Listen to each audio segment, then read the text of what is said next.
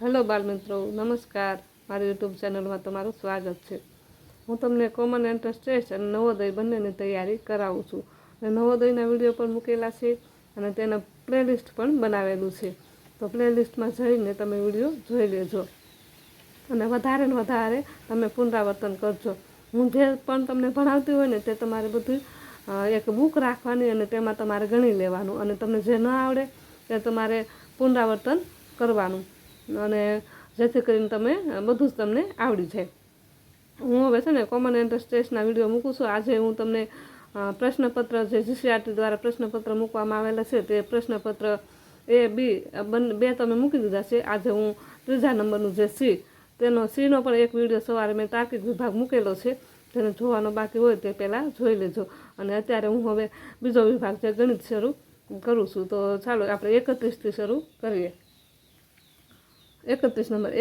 એક બોક્સમાં 14 નંગ કેરી હોય તો તેવા 10 બોક્સની કેરી ખાલી કરી તેમાંથી 5 કેરીની એક એવી કેટલી ઢગલી થાય? એમ કીધું કે એક બોક્સમાં 14 નંગ એટલે 14 કેરી હોય એવું એવા 10 બોક્સ હોય. એ 10 બોક્સ ખાલી કરી નાખવાના અને પછી એને 5 ઢગલી બનાવવાની. તો એવી કેટલી ઢગલી બને? તો કે 14 નંગ કેરી અને 10 બોક્સ એટલે એનો ગુણાકાર કરો તો 140 થાય. એટલે કુલ કેરી કેટલી થઈ? 140 થઈ. હવે કુલ કેરી ભાંગ્યા 5 કેરીનું આપણે જે ઢગલી બનાવવાની છે તે તો 140 ભાંગ્યા 5 કરો તો 140 ભાંગ્યા તમે અહીંયા ભાગાકાર કરો એટલે 5 તો 10 અને ઉપરથી અહીંયા 4 ને અહીંયા 0 એટલે 5 8 40. અહીંયા ઉપર તમારે 28 છે ને એ ઢગલી 28 ઢગલી બને. અહીંયા તમે જુઓ ને તો કુલ 5ની ઢગલી બનાવવા રહ્યો ને તો તમારે 28 ઢગલી બને. જવાબ આવે C. 32 નંબર જોઈએ. મોહનનું ખાલી ટ્રેક્ટર સામાન્ય રીતે કલાકના 20 કિમીની ઝડપે ચાલે છે. તેનું ટ્રેક્ટર પૂરું ભરેલું હોય તો તેની ઝડપમાં કલાકના 5 કિમીનો ઘટાડો થાય છે. મોહનને આ ટ્રેક્ટરમાં ઈંટોથી પૂરેપૂરું ભરીને 30 કિમી અંતર કાપતા કેટલો સમય લાગે છે? આ તમે જોજો કે મોહનનું ખાલી ટ્રેક્ટર સામાન્ય રીતે 1 કલાકમાં 20 કિલોમીટર કાપે છે. પણ જો તે ભરેલું હોય ને તો 1 કલાકમાં તે 20 કાપતું હતું ને એને બદલે 5 મિનિટનો ઘટાડો થાય છે. એટલે 1 કલાકમાં તે 15 કિલોમીટર ચાલતું હોય. હવે અહીંયા એને તેનું ટ્રેક્ટર છે ને તે પૂરું ભરેલું છે અને તેને 30 કિલોમીટરનું અંતર કાપવું છે. તો કેટલો સમય લાગે તેવું અહીં પૂછવામાં આવ્યું. તો ખાલી ટ્રેક્ટર છે ને 20 કિમી કલાકમાં કાપતું હતું. હવે ભરેલું હોય ને તો 5નો ઘટાડો થાય એટલે 15 કિમીમાં 1 કલાક કાપે. આવી રીતે તમારે ગણતરી કરવાની. અને પછી જોઈએ તો 15 કિમી બરાબર 1 કલાક થાય તો 30 કિમીમાં કેટલો સમય લાગે એમ? તો 30 ગુણ્યા 1 અને જે 15 તે છેદમાં એટલે 15 દુ 30 છેદ ઉડાડી દેવાના. અહીંયા 2 આવે અને 2 કલાક સમય આવ્યો બરાબર. 2 કલાક તો અહીંયા 2 કલાક સમય નથી આપ્યો પણ મિનિટમાં તમારે આપવાનો છે. તો મિનિટમાં જોઈએ તો 1 કલાકની 60 સેકન્ડ થાય તો 2 ગુણ્યા 60 એટલે કેટલી મિનિટ થાય? તો કે 2 6 12 એટલે 1 અને આ 0 એટલે 120 મિનિટ થાય. અને જવાબ આવે એ 120 મિનિટ છે ને તેને સમય લાગે. હવે 33 નંબર જોઈએ. 100 લાખ એટલે કેટલા? એટલે 100 લાખ એટલે કેટલા તેવું તે કહેવા માગે. એટલે 100 લાખ એટલે 100 પહેલાં તમારે 100 કરી નખાય અને પછી લાખ કરી નખાય. આના માટે તમને એકમ દશકમાં કેવી રીતે લખાય તે ખબર હોવી જોઈએ. પહેલાં 100 કરો અને પછી લાખ કરવાના એટલે એનો બંનેનો ગુણાકાર કરવાનો. એટલે આ એક તો થઈ ગયા. પછી જેટલા 0 હોય ને તે મૂકી દેવાના. 1 2 3 4 5 6 ને 7 0 મૂકી દેવાના. પછી જોવાનું એકમ દશક 100 1000 10,000 લાખ 10 લાખ અને કરોડ. તો 100 લાખ એટલે કેટલા થાય? તો કે 1 કરોડ. જવાબ આવે 1 કરોડ B. 34 નંબર જોઈએ. સરોજબેન દરરોજ 30 રૂપિયાની બચત કરે છે તો મે મહિનામાં સરોજબેન દ્વારા કુલ કેટલા રૂપિયાની બચત થાય? અહીં ઓપ્શન જોઈએ. પછી તમે આપણે જોઈએ પહેલાં તો એ જોવાનું કે મે મહિનામાં દિવસો કેટલા હોય? તો કે મે મહિનામાં દિવસો હોય 31 અને એક દિવસના તે 30 રૂપિયાની બચત કરે તો 31 ગુણ્યા તમે 30 કરો એટલે તમારો જવાબ આવી જાય કે 930 તે બચત કરી શકે. એટલે જવાબ આવે B. 35 નંબર જોઈએ. જ્યારે કેરીમાંથી રસ કાઢવામાં આવે ત્યારે રસનું વજન કેરીના વજનના 2/5 એટલે 2 પંચમાંશ જેટલું થાય છે. આથી 4 કિગ્રા રસ મેળવવા કેટલા કિગ્રા કેરીની જરૂર પડે? અહીંયા તમને રસ કેટલા કિગ્રા એવું નથી કીધું પણ કે રસ કાઢો ને તો તમારે 2/5 એટલો રસ નીકળે. કેરીના જેટલી કેરી હતી ને એટલાના ભાગમાં. તો આપણે 4 કિગ્રા રસ મેળવો હશે તો કેટલા કિલો કેરી લેશો? પહેલાં તો તમે 1 કિલો હોય તો એના ગ્રામ કેટલા થાય તે પહેલાં કાઢી લેવાનું. પછી એના 1000 ગ્રામ થાય. 1 કિગ્રા બરાબર 1000 ગ્રામ. એટલે 1000 ગ્રામ ગુણ્યા આ જે રસનો ભાગ આપ્યો તે 2/5. તો તમે પછી એના છેદ ઉડાડવાના. એટલે 5 દુ 10 અને આ 2 0 એટલે 200 થઈ ગયા. અને 200 ગુણ્યા 2 એટલે 400 ગ્રામ. એટલે અહીં તમે જોશો ને તો આ જે 2/5 છે એ 400 ગ્રામ કેરીનો રસ નીકળતો હોય. 1 કિલોએ 400 ગ્રામ રસ નીકળે. તો હવે અહીં જોયું 4 કિગ્રા બરાબર. હવે તમારે અહીં આ પહેલાં કિગ્રા છે ને તેને પહેલાં તમારે ગ્રામમાં ફેરવવા પડશે. કેમ કે 4 કિગ્રા બરાબર 4000 ગ્રામ. તો 400 ગ્રામ રસ 1 કિલોમાંથી કેટલો નીકળ્યો? 400 ગ્રામ. તો 4000 ગ્રામ રસ કાઢવા માટે આ 4 કિગ્રા રસ છે ને એટલે 4000 ગ્રામ રસ કાઢવા માટે કેટલા કિગ્રા કેરી જોઈએ એમ. તો કે અહીંયા પછી તમે ત્રિરાશિ મૂકી દેવાની. 4000 ગુણ્યા 1 છેદમાં 400. આવી રીતે તમારે છેદ ઉડાડી દેવાના. અને 7 દાણ 40 છેલ્લે 10 વધે એટલે જવાબ આવે 10 કિગ્રા. કેટલા? 10 કિગ્રા કેરીની જરૂર પડે. 36 નંબર જોઈએ. નીચેનામાંથી કયા સમયે ઘડિયાળમાં મિનિટ અને કલાક કાંટા વચ્ચે રચાતો ખૂણો કાટકોણથી નાનો હોય? તો મેં જોયું 4 ને 45 જો આવો ખૂણો હોય એટલે કાટકોણથી મોટો. 6 ને 10 આ પણ કાટકોણથી મોટો બને. 9 ને 5 આ પણ કાટકોણથી મોટો બને. આ ડીમાં તમે જોશો ને તમે જો મોટી ઘડિયાળ બનાવી આ છે તે કાટકોણથી નાનો બને. એટલે જવાબ આવે 12 ને 12 કાટકોણથી નાનો બનશે. જવાબ આવે બી. 37 નંબર જોઈએ.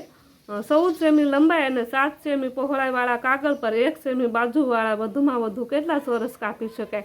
આ મેં તમને આ લંબચોરસ બનાવી જ આપ્યું. 14 સેમી એની લંબાઈ છે અને આ એની પહોળાઈ છે. હવે એમાંથી આપણે વધારે ને વધારે 1 સેમીવાળા કેટલા ચોરસ કાપી શકીએ એમ. તો આના માટે તમારે લંબચોરસનું ક્ષેત્રફળ યાદ સૂત્ર મૂકવાનું. લંબચોરસનું ક્ષેત્રફળ છે લંબાઈ ગુણ્યા પહોળાઈ. અહીં લંબાઈ કેટલી આપે તો કે 14 અને પહોળાઈ કેટલી આપે તો કે 7.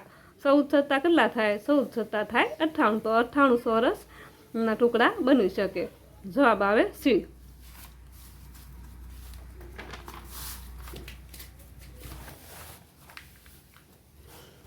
38 નંબર જોઈએ. નીચેનામાંથી કોનું ક્ષેત્રફળ સૌથી વધુ થાય? આ એમાં જોઈએ તો 20 મીટર લંબાઈ અને 5 મીટર પહોળાઈવાળો લંબચોરસ. અહીં લંબચોરસ છે એટલે લંબચોરસનું ક્ષેત્રફળનું સૂત્ર શું થાય તો કે લંબાઈ ગુણ્યા પહોળાઈ. એટલે 20 ગુણ્યા 5 કરો તો 100 ચોરસ સેમી થાય. અને અહીંયા બી નંબર જોઈએ. 15 મીટર લંબાઈવાળો ચોરસ. અહીં ચોરસ હોય ચોરસની ચારે બાજુ સરખી હોય એટલે અહીંયા એનું લંબચોરસના ક્ષેત્રફળ જોઈએ ચોરસનું ક્ષેત્રફળ જોઈએ તો લંબાઈ ગુણ્યા લંબાઈ આવે એટલે 15 ગુણ્યા 15 એટલે 225 ચોરસ સેમી થાય. હવે સી નંબર જોઈએ. 14 મીટર લંબાઈ અને 12 મીટર પહોળાઈવાળો લંબચોરસનું ક્ષેત્રફળ અહીંયા તમારે એટલે લંબચોરસ લંબાઈ ગુણ્યા પહોળાઈ એટલે 14 ગુણ્યા 12 એટલે 168 ચોરસ મીટર થાય. હવે 8 ડી નંબરમાં જોઈ 10 મીટર લંબાઈવાળો ચોરસ. હવે અહીંયા ચોરસ છે એટલે બંને બાજુ ચારે બાજુ સરખી હોય એટલે 10 ગુણ્યા 10 બરાબર કેટલા ચોરસ મીટર થાય. ત્યાંથી સૌથી વધુ ક્ષેત્રફળ કોનું થઈ શકે થયું તો જોઈએ ને તો આ બી નંબરમાં છે તે 225 ચોરસ મીટર થયું છે. તો સૌથી વધારે ક્ષેત્રફળ આવે બી. 39 જોઈ. એવી નાનામાં નાની સંખ્યા શોધો કે જેને 15 વડે ભાંગતા શેષ 5 વધે અને 20 વડે ભાંગતા પણ શેષ. અહીંયા 15 અને 20 બંને વડે તમે ભાંગો ને એવી નાનામાં નાની સંખ્યા શોધવાની કે બંને વડે ભાંગતા તમને શેષ 0 શેષ 5 બંનેમાં વધવી જોઈએ. તો 35ને જોઈએ ને તો 35 તમે 15 વડે ભાંગો ને તો શેષ 5 વધે પણ 20 વડે ભાંગતા નથી વધતી એટલે જવાબ આ 35 નહીં આવે. આ 45ને જુઓ તો 15 તેરી 45 થાય તો એ કંઈ શેષ જ નથી વધતી એટલે એ પણ બી પણ નહીં આવે. આ ડી જોઈએ તો 105 તો 15 પંચા 105 થાય એટલે શેષ વધતી નથી એટલે આ પણ નહીં આવે. પહેલાં કોઈ પણ એકનો જ વારો લઈ લેવાનો એટલે તમને જવાબ ઝડપથી મળી જાય. આ 65 જોઈએ ને તો 65માં થશે કેમ કે 65 માટે તમે 20 તેરી 60 થાય બરાબર એટલે 5 શેષ વધી. એવી રીતે 15 ચોક 60 થાય એટલે ત્યાં પણ તમારે 5 શેષ વધશે. 15 ને 20 બંને વડે આ 65ને તમે ભાંગો ને તો બંનેમાં શેષ 5 વધે એટલે જવાબ આવે 65. જવાબ આવે સી. 40 નંબર જોઈએ. 9 મીટર લંબાઈ અને 6 મીટર પહોળાઈ હોય તેવા ભારતના રાષ્ટ્રધ્વજના કેસરી રંગના પટ્ટાનું ક્ષેત્રફળ કેટલું થાય? અહીં તમને કહેવામાં આવ્યું કે એક ભારતનો રાષ્ટ્રધ્વજ છે ને તેને લંબાઈને પહોળાઈ આપી દીધી. લંબાઈ છે 9 અને પહોળાઈ છે 6. અને એમાં તમારે કેસરી રંગનો જે પટ્ટો છે ને તેનું શોધન. એટલે પહેલાં તમારે 3 રંગ કરી નાખવાના. આ પેલો કેસરી, સફેદ અને લીલો. હવે આ 6 છે, આ 6 છે એની પહોળાઈ છે, તો 6ના તમારે 3 ભાગ પાડવા પડે. એટલે 2 2 2 ત્રણેય ભાગ બબેના હશે. એટલે તમારે હવે તમારે ખાલી કેસરીનું ક્ષેત્રફળ શોધવાનું છે ને. એટલે કેસરી ભાગનું ક્ષેત્રફળ શોધવા માટે લંબાઈનું ક્ષેત્રફળ જોવાનું. લંબાઈ ગુણ્યા પહોળાઈ એટલે 9 ગુણ્યા 2 કરવાના. 9 ગુણ્યા 2 9 દુ 18. એટલે તમારો જવાબ આવે 18 ચોરસ મીટર છે તે કેસરી પટ્ટાનું ક્ષેત્રફળ આવે. 41 નંબર જોઈએ. 90 ટોપીઓમાંથી 5મા ભાગની ટોપી લાલ રંગની હોય તો લાલ રંગની ટોપીઓની સંખ્યા કેટલી હોય? અહીંયા 90 કુલ છે, એમાં 5મા ભાગની લાલ ટોપી છે, તો લાલ ટોપીની સંખ્યા કેટલી તેવું પૂછ્યું. તો પહેલાં તો કુલ ટોપી, પછી ટોપીનો ભાગ કેટલામાં? તો કે 5મો ભાગ. એટલે કુલ ટોપી કેટલી છે? 90. 5મો ભાગ એટલે 1/5 તમારે કરવાના, પછી તેના છેદ ઉડાડવાના. 18 પંચા 90 થાય, એટલે 5 એકા 5 ને 18, 18 એકા 18, એટલે કેટલી કુલ 18 ટોપી છે તે લાલ રંગની હોય. જવાબ આવે સી. 42 નંબર જોઈએ. સાપસીડી રમવાના પાસામાં કેટલા ખૂણા હોય? મેં જો અહીંયા પાસો દોરેલો છે, જોયું આવી રીતે. પાછા જેટલા અમે ક્રમ આપ્યા, આ 1, આ 2, આ 3, આ 4, આ 5, આ 6, અને 7 અને 8. સાપસીડી જે રમતા હોય ને તેનો જે પાસો હોય ને તેને કુલ 8 ખૂણા હોય. એટલે જવાબ આવે બી. 45 નંબર જોઈએ. નીચેની આકૃતિમાં ઘાટો કરેલો એટલે છાંયાંકિત આ જે ઘાટો કરેલો ભાગ છે એ કેટલામો ભાગ દર્શાવે? તો તમે જોશો ને તો અહીંયા તમને આ 3 ભાગ છે તે ઘાટા કરેલા છે. પણ આ તમે આ 1 ને 2 3 જો એવું તમે વિચારો ને તો ખાલી 3 જ થાય. પણ તમે આ ભાગ સરખા ભાગ કરવા જાઓ ને તો તમારે વચ્ચે પણ એક ભાગ પડે આવી રીતે. અને હવે તમારે ગણવાના કુલ ભાગ કેટલા થાય? 1 2 3 4 ને આ 5 થાય ને આ 3. એવી રીતે કુલ 8 છે ને 8માંથી કુલ 3 છે એ ઘાટા કરેલા છે. એટલે આમાંથી કયો દર્શાવે? તો 3/8 તે તમારો અહીંયા ભાગ દર્શાવે. એટલે જવાબ આવે ડી.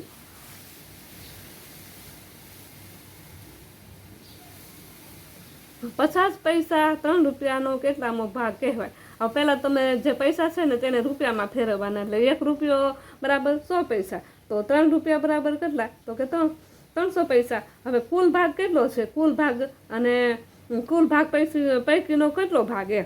તો પહેલાં કુલ ભાગ પૈકીનો કેટલામો ભાગ? તો કે 50મો ભાગ. અને કુલ ભાગ કેટલા? તો 300 પૈસા છે. 300માંથી 50 પૈસા આપણે શોધવાના છે. એટલે પહેલાં કુલ ભાગ પૈકીનો ભાગ છેદમાં કુલ ભાગ. એટલે કુલ ભાગ પૈકીનો તો કે 50 છેદમાં 300. હવે એના છેદ ઉડાડવાનું 0 0 અને પછી 5 6 30 થાય. એટલે 6 આવે અહીંયા. હવે અહીંયા તમે ઓપ્શનમાં જોશો ને તો 1/6 એવું ક્યાંય છે નહીં. 1/6 એવું છે નહીં. તો તમારે અહીંયા 6 ને કોની જોડે તમે ગુણાકાર કરો તો આમાં જવાબ આવી શકે? તો આ તમે જો આ 6 થી નાનું છે આ પણ ન આવે. આ 1/3 એ પણ 6 થી નાના છે. અને અહીંયા તમે 2 કરો, અહીંયા 2 કરો તો 2 દુ 4 થાય ને 6 દુ 12 થાય. 12 થાય પણ 2 દુ 4 થાય. એટલે આ પણ નહીં આવે. આ એક જ એવી સંખ્યા છે કે જેને તમે 1 દુ એટલે 2 અને 6 દુ 12. એટલે જવાબ આવે એ 2/12 તે તમારો જવાબ આવી જાય. 45 નંબર જોઈએ. 1 કિગ્રા બટાટાનો ભાવ 20 રૂપિયા હોય તો 3/3/4 કિગ્રા બટાકા માટે કેટલા રૂપિયા ચૂકવવા પડે? આ પહેલાં તો આ મિશ્ર પૂર્ણાંક આપેલો છે ને તેને તમારે પહેલાં સાદા પૂર્ણાંકમાં ફેરવવાનો. સાદા પૂર્ણાંકમાં ફેરવવા માટે તમારે પહેલાં 100 અને આ બેનો ગુણાકાર કરવાનો ને આનો સરવાળો હોય. 100 ને 16 ને 3 કેટલા થાય? તો કે 19/4 કિગ્રા બટેટા કુલ થયા કહેવાય. તો એનો ભાવ કેટલો થયો? 19/4 એનો 20 રૂપિયા ભાવ છે, બરાબર. તો એના માટે કેટલા રૂપિયા ચૂકવવા પડે? આ માટે 19/4 તો 1 કિગ્રા માટે 20 રૂપિયા ચૂકવવા પડતા હોય. તો 19/4 કિગ્રા બટેટા માટે કેટલા? તો પહેલાં તમારે 19/4 ગુણ્યા 20 કરી નાખવા. અને ગુણાકારનો નિયમ છે, નીચે કાંઈ ન હોય તો 1 મૂકવાનો. હવે પછી તેનો તમારે છેદ ઉડાડી દેવાનો. 4 × 5 = 20. અને અહીંયા 19 × 5 કેટલા થાય? તો 19 × 5 = 95. તો જવાબ આવે ડી. ડી છે તે ડીમાં તમારો 95 જવાબ આવે. 46 નંબર જોઈએ. 2 કિગ્રા ખાંડની કિંમત 80 રૂપિયા છે તો 250 ગ્રામ ખાંડની કિંમત કેટલા રૂપિયા થાય? તો 2 કિગ્રા ખાંડ તમે 80 રૂપિયા આપી દીધું. અહીંયા પહેલાં તમારા ગ્રામ છે ને, અને પહેલાં તમારે કિગ્રામાં ફેરવવા પડશે. હવે 2 કિગ્રા એટલે કેટલા ગ્રામ થાય? તો કે 2000 ગ્રામ. તો 2000 ગ્રામ બરાબર 80 રૂપિયા છે. અહીં 2 કિગ્રા જે હતું ને 9 ગ્રામમાં ફેરવી નાખ્યું. 2000 ગ્રામ બરાબર 80 રૂપિયા છે. તો 250 ગ્રામ બરાબર કેટલા થાય એમ? તો અહીંયા તમે જોશો છેદને ત્રિરાશી મૂકી દેવાની. 250 છે ગુણ્યા 80 કરવાના અને છેદમાં 2000 મૂકવાના. એટલે તમે છેદ ઉડાડો, 0 છેદ ઉડી જાય, આ 0 ઉડી જાય, અને આ 20 અને 25 છે વધે. તો 5ના ઘડિયામાં 20 આવે છે ને 25 આવે. એટલે 520 અને 525, એટલે ઉપર 5 જાય, નીચે 4 જાય. હવે 8 બાકી હતા તો 4 દુ 8. હવે 5 ને 2 રહ્યા તો 5 દુ 10, એટલે 10 જવાબ આવે. આ 10 રૂપિયા આપણે ચૂકવવા પડે 250 ગ્રામ ખાંડના. હવે 47 નંબર જોઈએ. નીચેનામાંથી કઈ બે સંખ્યાની જોડીનો સૌથી મોટો સામાન્ય અવયવ 1 થાય? પહેલાં અમે જે નવોદયના વિડીયો મૂકેલા છે ને તેમાં તમને અવયવ અને અવયવી વિશેની બધી માહિતી સંપૂર્ણ આપેલી છે. તે વિડીયો તમારે જોઈ લેવાનો. આના માટે એમાં નિયમ એવો હોય કે જે અવિભાજ્ય સંખ્યા હોય ને તેનો સામાન્ય અવયવ 1 જ હોય. એટલે અહીંયા અવિભાજ્ય સંખ્યા કઈ છે તે પહેલાં જોઈ લેવાનું. આ 5 અને 7 છે તે અવિભાજ્ય સંખ્યા છે, એટલે જવાબ આવશે સી. નીચેના 48 નંબર જોઈએ. નીચેનામાંથી કઈ સંખ્યા વિભાજ્ય નથી? વિભાજ્ય નથી એટલે કે આમાંથી નીચેનામાંથી અવિભાજ્ય સંખ્યા કઈ છે? તો તમે અહીંયા જોશો ને તો 63 છે એ 21 તેરી 63 થાય, એટલે એ પણ વિભાજ્ય કહેવાય. કેમ કે 21 તેરી 63 થાય એનો મતલબ કે તેને ભાંગી શકાય. અને 39 જોઈએ તો 13 તેરી પણ 39 થાય, અને 91 જોઈએ તો 13 સત્તા પણ 91 થાય. આ બધી વિભાજ્ય સંખ્યા કહેવાય. તો જે વિભાજ્ય નથી તો આ 71 છે તેને 71 જોઈએ તો 71 એકા 71 થાય, ને 1 ને 71 બે જ તેના અવયવ છે, વધારે નથી. એટલે આ અવિભાજ્ય સંખ્યાનો કોઠો તમે જો પાકો કર્યો હોય ને તો પણ તમને આવડી જાય. જે વિભાજ્ય ન હોય ને અવિભાજ્ય હોય તે સંખ્યા છે 71. 49 જોઈ. 24 અને 48નો સૌથી મોટો સામાન્ય અવયવ કયો છે? અવયવ એટલે સામાન્ય અવયવ એટલે ગુસ્સા શોધવાનું કહીએ ને તે, અને સૌથી મોટો પાછો કીધો છે. એટલે તમારે 24ના અને 48ના અવયવ પહેલાં તો કાઢી નાખવાના. અવયવ કાઢવા માટે તમને એક સ્ટ્રીક છે ગુણાકાર માટેની. 24 એકા 24, પછી 12 દુ પણ 24 થાય, 18 તેરી 24 થાય, 624 થાય. બસ આટલા છે ને તે અવયવ છે. અવયવ એટલે કે જે સંખ્યા હોય ને તે મોટામાં મોટો અવયવ તે હોય. એટલે 24 છે તે મોટામાં મોટો છે 1 થી શરૂ કરીને. અને હવે તમે 48ના અવયવ કાઢો તો 48 એકા 48, 24 દુ 48, 16 તેરી 48, 12 છોક 48 અને 8 છક 48. આ છે તે 48ના અવયવ થાય. અને એમાં તમને સૌથી મોટો સામાન્ય એટલે કે બંનેમાં જે હોય તે સામાન્ય કહેવાય, અને એમાંય પણ સૌથી મોટો. તો આમાં તો સૌથી મોટો 48 છે, પણ આમાં 48 નથી. બંનેમાં હોય ને તે તો સૌથી મોટો 24 છે તે બંનેમાં છે, એટલે જવાબ આવે બી 24. 50 નંબર જોઈએ. નીચેનામાંથી 20 અને 30નો સામાન્ય અવયવી કોણ છે? હવે પહેલો તો તે અવયવ છે ને, આ અવયવી એટલે કે સામાન્ય કે ઘડિયો જે ઘડિયો થતો હોય ને એ. અને અવયવી કોઈ મર્યાદા નથી હોતી. સૌથી મોટો અવયવી કોણ? અવયવી તે અસંખ્ય હોય. કારણ 20 ને 30નો સામાન્ય અવયવ બંનેમાં હોય ને તેઓ. આ 50 છે ને તે આવે નહીં, એટલે એ તો દૂર થઈ જાય. પછી આ 100 છે ને એ 20માં આવે પણ 30માં ન આવે, એટલે એ પણ દૂર થઈ જાય. આ 90 છે એ 20માં ન આવે, 30માં આવે પણ 20માં ન આવે, એટલે એ પણ દૂર થઈ જાય. આ 120 એક જ એવો છે કે જે 20 અને 30ના બંનેનો સામાન્ય અવયવી છે, એટલે જવાબ આવે બી. હું અહીંયાથી મેં 20 તમને દાખલા ગણાવ્યા છે, અને હજુ 10 ગણિતના દાખલા બાકી છે, તે આવતા વિડીયોમાં મૂકીશ. અને મારા વિડીયો જો તમને ગમતો હોય તો મારા વિડીયોને લાઇક, શેર અને સબસ્ક્રાઈબ કરજો.